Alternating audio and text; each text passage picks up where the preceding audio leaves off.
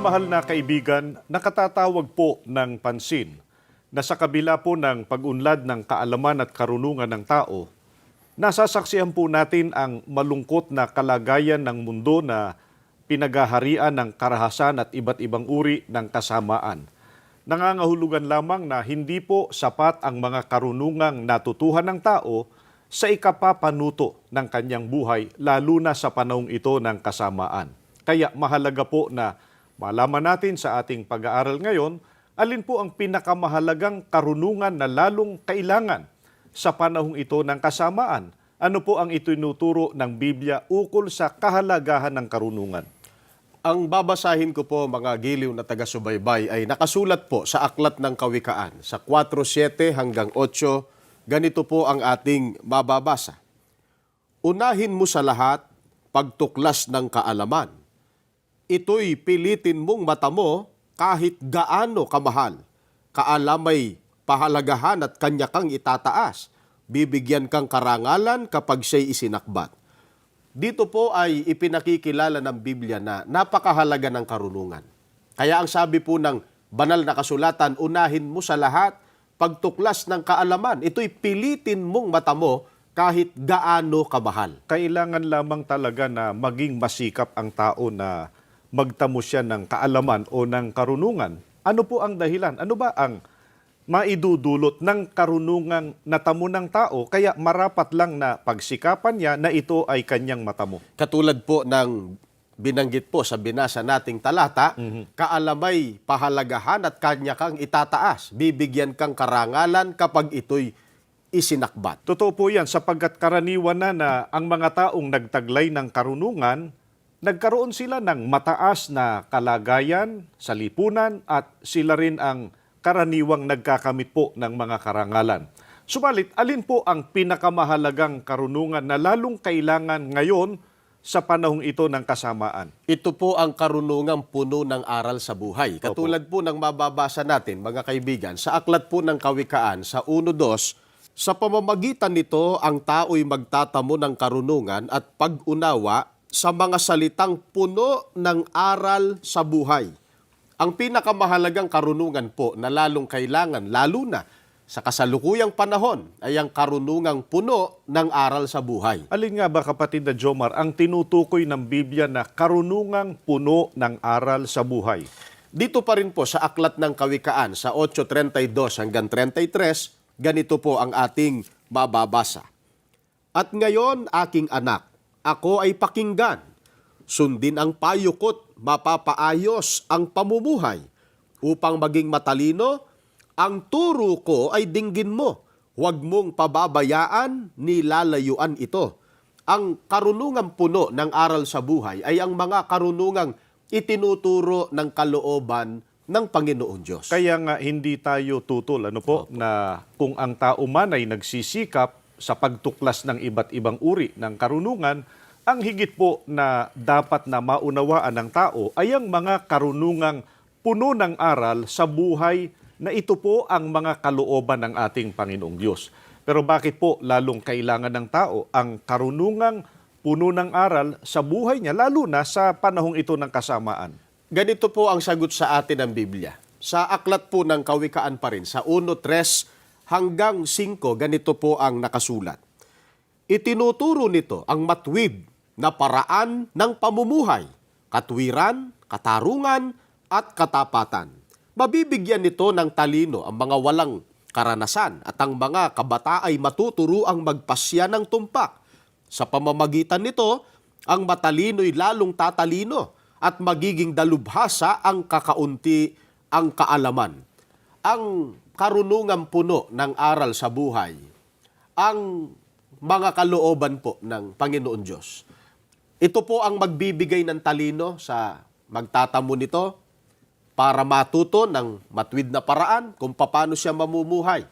Ang mga kabataan ay matututong magpasya ng tumpak at sa mga matalino ay lalo po itong magpapatalino. Dahil nga po sa ang tinutukoy na karunungang puno ng aral sa buhay na ito nga ang mga kalooban ng ating Panginoong Diyos, ito po ang lalong kailangan ng tao, itong mahalaga Ano po ang aral o kautusan ng Panginoong Diyos na ito ang dapat na gumabay sa atin maging patakaran sa ating pamumuhay?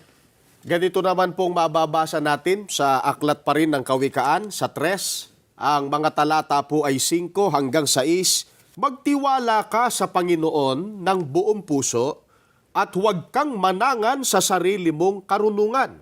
Isangguni mo sa Kanya ang lahat ng lakad mo at itutuwid niya ang iyong mga landas. Ito po ang dapat na maging patakaran sa buhay ng sinuman nang hangad ay matuwid at matatag na buhay.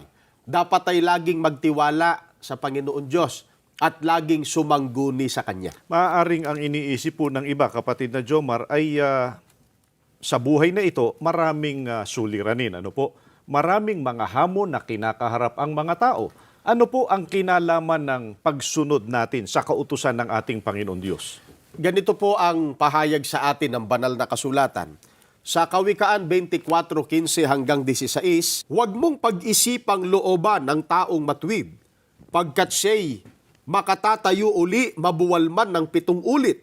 Ngunit ang masama ay dagling nababagsak sa panahon ng kahirapan. Ito po ang isa sa bentahan ng taong natutuhan ng karunungang puno ng aral sa buhay o natuto sa mga kalooban po ng Panginoong Diyos at namumuhay ng matuwid. Kahit may pagkakataon po na siya ay mabuwal dahil po sa mga suliranin sa kasalukuyang panahon, ngunit tiyak na siya po ay makababangon uli. Opo, pero ang masama nga ay dahil sa hindi natuto ng karunungang puno ng aral sa buhay o ng mga kalooban ng Panginoong Diyos, ang sabi nga po ng Biblia ay dagling babagsak. Ngayon, ang tanong kapatid na Jomar, meron po bang kinalaman sa pag-unlad na hinahangad ng tao? Kaya nga siya ay nagsikap na makatuklas ng karunungan. May kinalaman ba yan sa pagsunod sa kautusan ng Panginoon Diyos? Opo, napakalaki po ng kinalaman nito. Mga kaibigan, pakinggan po natin na nakasulat sa Kawikaan 15:6, ang tahanan ng taong matuwid ay naglalaman ng maraming kayamanan, ngunit ang kinikita ng masasama ay nagdudulot sa kanila ng kaguluhan. Napakalaki po ng kinalaman ng pagkatuto sa karunungang puno ng aral sa buhay o sa mga kalooban ng Panginoong Diyos sa ikauunlad po ng buhay. Ang sabi po sa ating binasa, ang tahanan ng taong matuwid ay naglalaman ng maraming kayamanan. Kaya nga po sa lahat ng mga taong naghahangad ng pag-unlad ng buhay sa matuwid na paraan, ay dapat po na magpahalaga sa pagkaunawa o sa pagkaalam sa mga kalooban o aral ng ating Panginoong Diyos. Sa ibabaw po ng mga karunungang natutunan ng tao sa paaralan, ang dapat na laging umiral o magamit ng tao sa kanyang buhay ay ang mga salita ng ating Panginoong Diyos. Ano po ang itinuturo ng Panginoong Diyos na dapat maging panuntunan sa buhay ng tao? Ang pagtalakay po namin ukol diyan sa amin pong pagbabalik. Mga kaibigan, patuloy po nating sasangguniin ang mga salita ng Diyos mula sa Biblia. Ano po bang aral ng Panginoong Diyos ang dapat na gumabay sa ating lahat kung hinahangad natin na mapabuti, umunlad ang ating pamumuhay?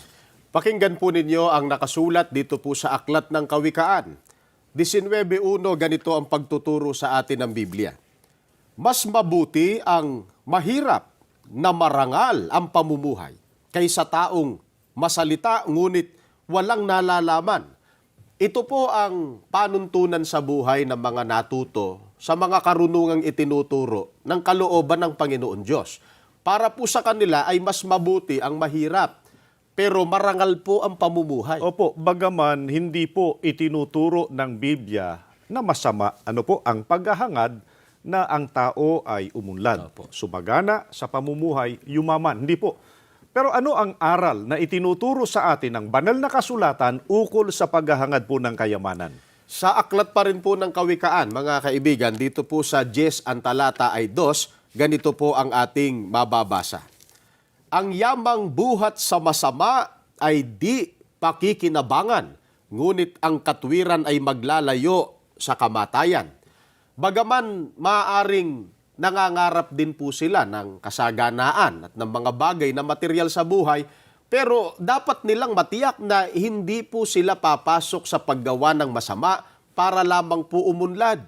Pagkat maliwanag po na ang kayamanan mula sa masamang paraan ay hindi po pakikinabangan. Bakit kaya, kapatid na Jomar, sinabi ng banal na kasulatan ang yamang tinamo sa pamamagitan ng kasamaan ay hindi po pakikinabangan? Ano bang paglalarawan ng Biblia sa kayamanang buhat sa masamang paraan? Dito naman po sa 13:11, sa aklat pa rin ng Kawikaan, ganito po ang ating mababasa. Ang yamang tinamo sa daya ay madaling nawawala, ngunit ang yamang pinaghirapan ay pinagpapala. Napakaraming beses na po nating napatunayan na ang kayamanang mula sa masamang paraan ay madaling nawawala. Totoo po yan. At ano pa po ang ibinibigay na dahilan bakit hindi dapat na gumawa ng masama dahil lamang po sa paghahangad na umunlad sa buhay na ito?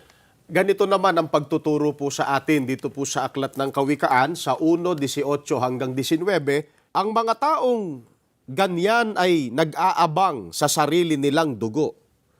Sarili nila ang kanilang ipinapahamak. Ganyan ang nagiging wakas ng mga naghahangad ng pakinabang sa pamamagitan ng masamang paraan. Ibinubulid sila sa sariling kamatayan. Mga kaibigan, gaano na po ba karami ang pinapanagot ng batas dahil po sa paggawa ng masama, sa paghahangad na yumaman? At bagaman nagsisi sila sa kanilang masamang ginawa, pero ang sabi nga po sa English, the damage has been done. At ang iba po ay maagang nawala ng buhay, di po ba? Nasadlak sa kamatayan dahil nga sa paggawa ng masama. Ano pa po ang ipinauunawa ng ating Panginoong Diyos? Kahit pa sabihin na lihim ang ginagawa ng tao na likong paraan ng pamumuhay. Ganito po ang pahayag sa atin sa Biblia. Sa Kawikaan 19, pakinggan po natin ang pagtuturo ng banal na kasulatan. Ang namumuhay ng tapat ay pinaghaharian ng kapayapaan. Ngunit ang may likong landas ay malalantad balang araw. Dapat po nating tandaan, mga kaibigan, ang sinabing ito ng Biblia na ang may likong pamumuhay ay malalantad balang araw. Paano po naman kung sabihin ng isang tao na hindi naman nalantad, hindi naman nabunyag sa ibang tao ang ginawa nilang masama at yun nga raw ay nailihim pa nila, maging sa batas po ng tao? Matatakasan ba ng taong masama ang kaparusahan sa mga ginawa niya? At ang isa pa pong tanong, kapatid na Jomar, wala bang kabuluhan kung gumawa tayo ng matuwid? Pakinggan po natin ang nakasulat dito po sa Aklat ng Kawikaan 14. Ang talata po ay 14. Pagbabayaran ng tao ang liko niyang pamumuhay, ngunit ang gawa ng matuwid ay gagantimpalaan.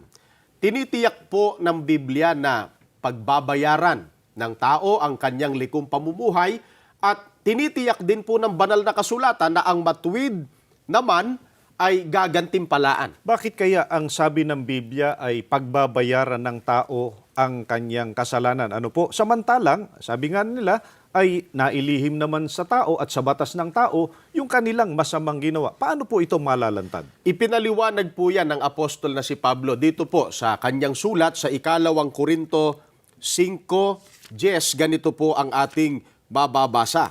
Sapagkat bawat isa ay haharap sa hukuman ni Kristo upang tumanggap ng kaukulang ganti sa kanyang ginawa, mabuti man o masama nang siya'y nabubuhay pa sa daigdig na ito.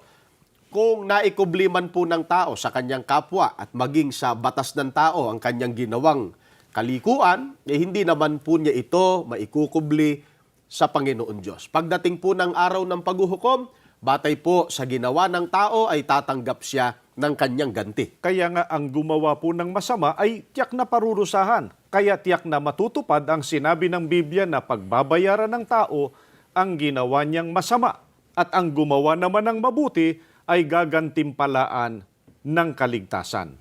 Alamin pa po natin, alin po naman yung kayamanang kasama yung pagpapala ng ating Panginoon Diyos. Ganito po ang pagtuturo ng Biblia sa atin. Sa Kawikaan 10:22, ganito po ang ating bababasa. Ang pagpapala ni Yahweh ay kayamanan na walang kasamang kabalisahan.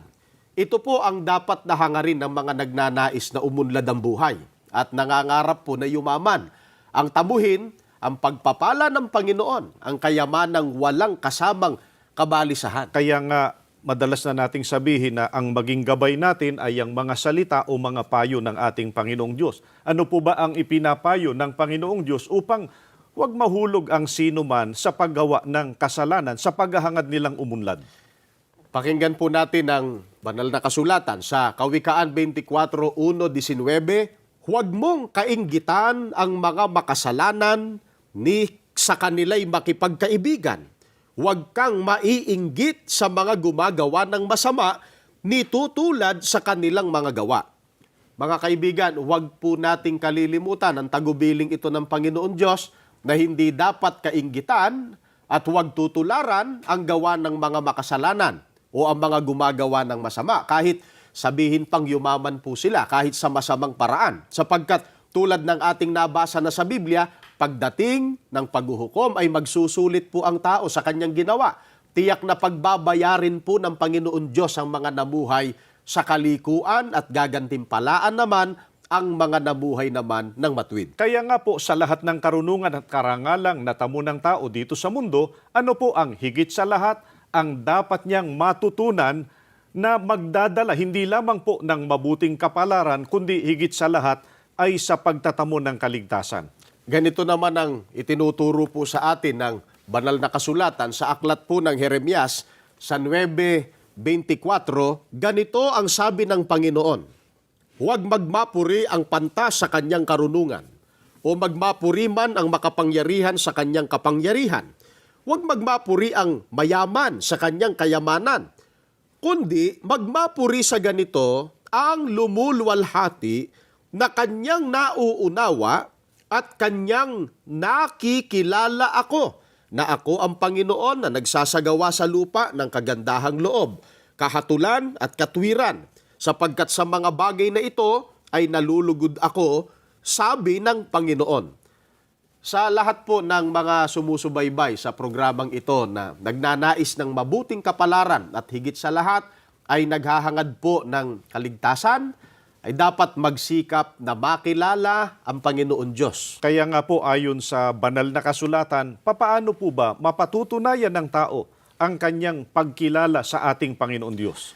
Ganito po ang pagtuturo sa atin ng apostol na si Juan dito po sa kanyang sulat. Unang Juan 2:3, at sa ganito'y nalalaman natin na siya'y ating nakikilala kung tinutupad natin ang kanyang mga utos.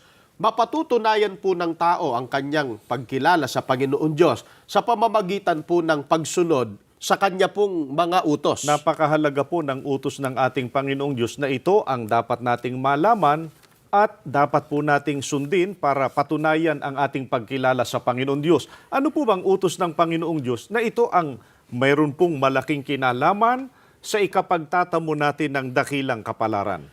Maliwanag po itong pagtuturo ng Panginoong Diyos na nakasulat sa aklat po ng Jeremias sa 6:16. Ganito ang sabi ng Panginoon, magsitayo kayo sa mga daan at magsitingin kayo, at ipagtanong ninyo ang mga dating landas kung saan nandoon ang mabuting daan, at magsilakad kayo roon, at kayo'y mga kakasumpong ng kapahingahan sa inyong mga kaluluwa. Ngunit kanilang sinabi, hindi kami magsisilakad doon.